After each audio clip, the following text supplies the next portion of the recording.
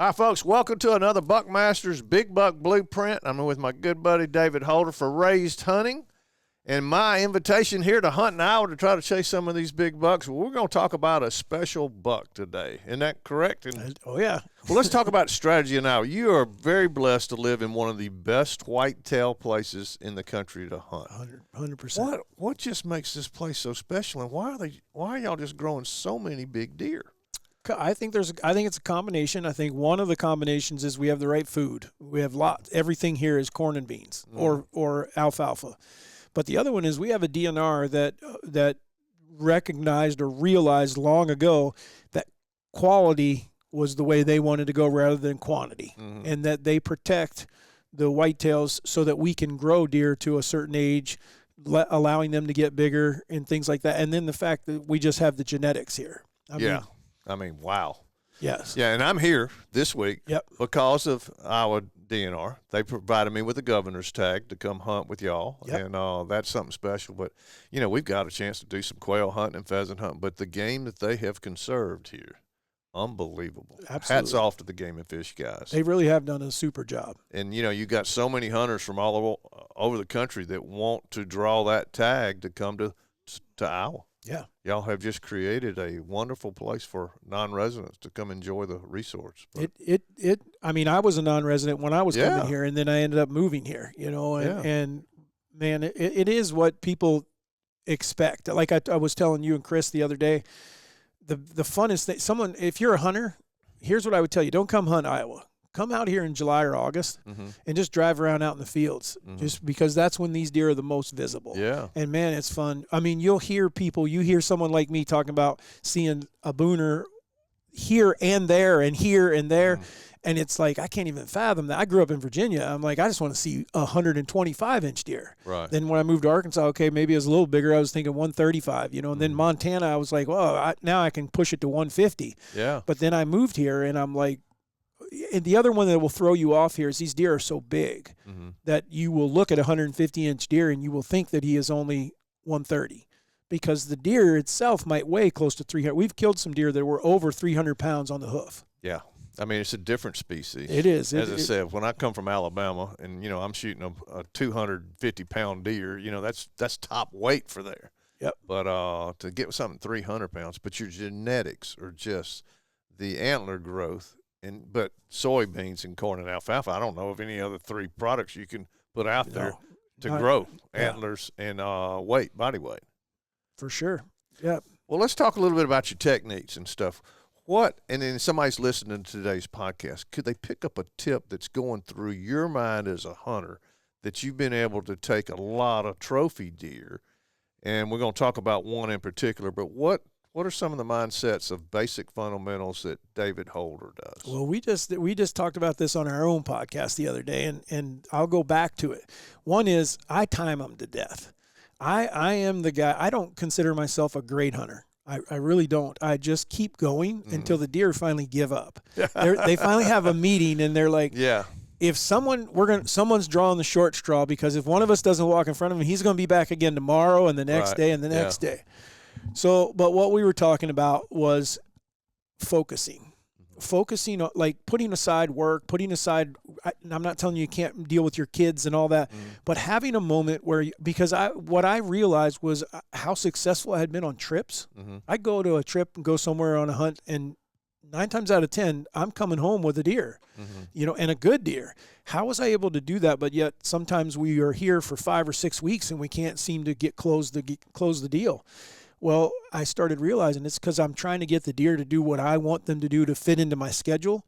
And I said, I'm going to clear my plate. I'm going to focus for these next – I had it planned for 5 days. I was like, 5 days I'm going to make sure – and what I do is I play a chess game with the deer, and I want to be 3 moves. I want to know what stand I'm going in this morning, where am I going this afternoon, and where am I going tomorrow morning. Based on the wind, based on what I know from trail cameras, based on what I know from the weather or the time of year. And so if I can work 3 steps ahead, then I can kind of know when I'm getting close, when it's all coming together. And in this particular case, this deer we're getting ready to talk about, that morning's hunt, Nick, the guy that's filming with us right now, Nick was in the tree with me, and we saw like 8 or 10 different bucks that morning. but nothing like of any caliber and nothing really close to us. And I told him, though, we came home, got lunch, and I said, we want to get right back in. We're not going to stay out very long. And number two, we're going right back to the same tree. And the reason we were doing that was something I learned from antelope hunting. Karen and I were sitting in a ground blind one day. We're watching. We got dogs on set. Don't panic. Don't panic. We're watching these antelope go down, and we can't see what they're doing, but they'd come running back out. And I'm like, what the heck? And then finally I told her, I said, it almost is like there's another buck in there. Sure enough, out come like 10 does in this buck. And he's not huge, but he was running the show. And every time they got in there, he would run them off. Well, this day that Nick and I are hunting that spot, every time a deer would go into this little patch of timber on the corner of my property, they wouldn't stay. They would turn around and leave. And I was like, I feel like there's someone in there. Now, I don't know if it's a big buck or if it's just a mean buck or what it is, but it's enough that I'm going to go back and sit here because wind was right and see if someone comes out of there. 3:30 in the afternoon, this dude comes walking out of there. And so it was dumb luck. I don't think so. I think he was in there the whole time. I think he'd been in there that morning.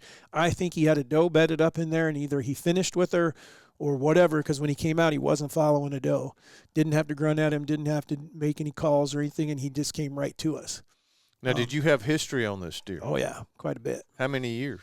At least 2, maybe 3. You know, we knew him for sure the year before as a 3 or 4 year old. We weren't positive because we didn't have him at like 2 years.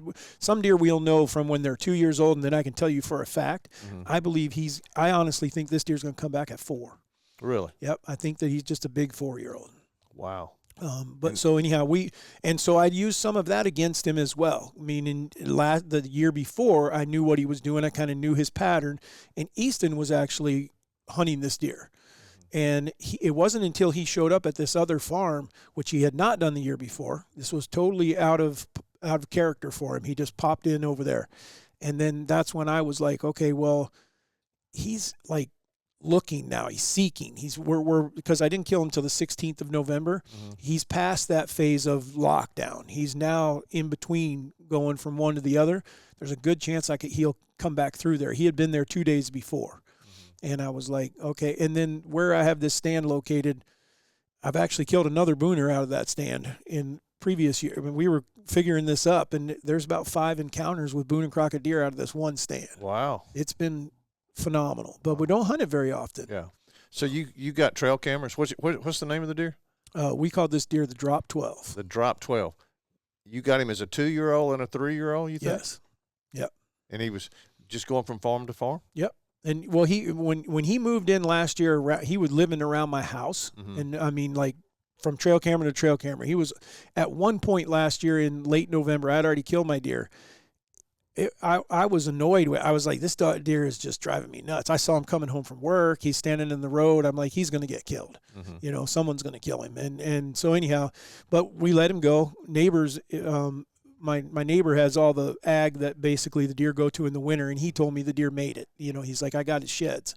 And I was like, okay, you know, then we'll know he'll be around. And then sure enough, this summer, didn't take long, and then boom, there he is standing in the field. And first time we saw him, he wasn't fully grown. And I was like, wow, that looks like it could be a good deer. Yeah. But I didn't realize how much he hadn't grown yet until I saw him like 2 weeks later. 2 weeks later, when I saw him, then what had started happening is all the people that lived around us knew he was out there. People were coming out to film him, and because he was pretty photogenic. He stayed by the road and stayed out in this alfalfa field. But we had people calling us saying, hey, there's a 200 out there. And I was like, I don't think he's that big, but I know it's the same deer. Yeah. Because we gave him his name because he's got the start of he had a drop time that's maybe 2 inches long. Right. And so So what do you think inches-wise did he grow from a 2 to a 3 and a 3 to a 4? Well, I would be able to tell you for sure if I get with my neighbor and we score that from last year. Yeah. But I'm going to say he put on 30 inches. Wow. He was in the 50s last year. Wow. Yep. So, but the strategy behind him, you had your right tree. You got the wind right. That's the main thing. The wind is always my determining factor. Number one. And he didn't know you were there. You got in and out of your stands on particular hunts, He basically didn't know He you had were no there. clue we were that when we went where we were going. That was the other reason why we went back there, because we knew when we got out and left, we didn't bust a single deer. We knew we could come right back. We were only gone about an hour, Right. and we were right back in. And then like I said, he showed up 2 hours before dark. I mean, it was like way early. But you didn't force the pressure on. No, I didn't move a stand and try to go into the bedding area and things like that. I just kind of, I've learned that, over time that there's time to do that, but there's a lot of times when you don't need to do that. Yep. One of the things we were just talking about, the boys and I, was that moving stands, we got some stands that have been in the same tree for 10 years, and we need to move them around. And you would think this might be one of them. This will be one of the last ones I move because of where it's located. We don't get busted by deer, so they're not figuring out that someone's there. We don't hunt it a lot because it's a travel corridor. Right. So when you do hunt it, you're kind of going there specifically going, all right, this is the right time, wind's right, and then the deer just don't know you're there. Yeah. They just, when they do go by, they don't have a clue, and so you can come back the next day and if you wanted to and do the same. And that's why you're successful. That is. You're not forcing the envelope and hunting the wrong winds. You're studying the trail camera pictures. He's gotten through gun seasons. Oh, yeah. And then he's able to produce the rack that he needs to produce. Yep. And that's why you're successful. That's why people listen to the podcast, listening to David here, it's same thing with other folks we've done podcasts with. It's not luck. You know what I'm saying? You've done your homework. You found the right time to go in and out. And, as long as somebody hadn't shot him somewhere else, y'all got on him. How long a shot was it? 17 yards. 17 yards. Yeah, Dang, I could even make that one. He was close. That's cool. Yeah. Well, let's show him to everybody. Here he is. Well, that is the drop 12. The drop 12, ladies and gentlemen. Check that out. Isn't that a toad? And that would have been, like I said, during the summer, that's down here about like that. It's about a 2-inch drop. That's what gave him his name, because he's just a typical 12 and then he actually has the start of another drop down there. So guy maybe should have let him go one more year. I would have let him go. That's me. I would have tried to get him another year right. Look at that. He's a beautiful. I mean, isn't that something? That's everything you can ask for a deer right there. I mean, he's just the epitome of a whitetail. He's got width. He's got decent mass. Tine length is super. Usually there's something weak like brow tines or something, and his aren't. Everything about him is just really pretty. Wow, that is so cool. Well, folks, check out another big buck right here on the Buckmasters Big Buck Blueprint. My buddy David Holder got him another one. They got more to come. And then hopefully this afternoon I can see if I can get me an Iowa buck on the ground. I'd love to see you kill one like this. Yeah. And as I said, we're in David's studio right here doing the podcast. We got dogs sitting under us and barking and hollering. But it is an honor and pleasure to be here with David and his family. And that's just a true story of a great buck. All right, folks, that'll do it for this week. First time in, make sure you push the subscribe button. Tell all your buddies we're on social media. This is Jackie Bushman. We'll see you next time on Buckmaster's Big Buck Blueprint.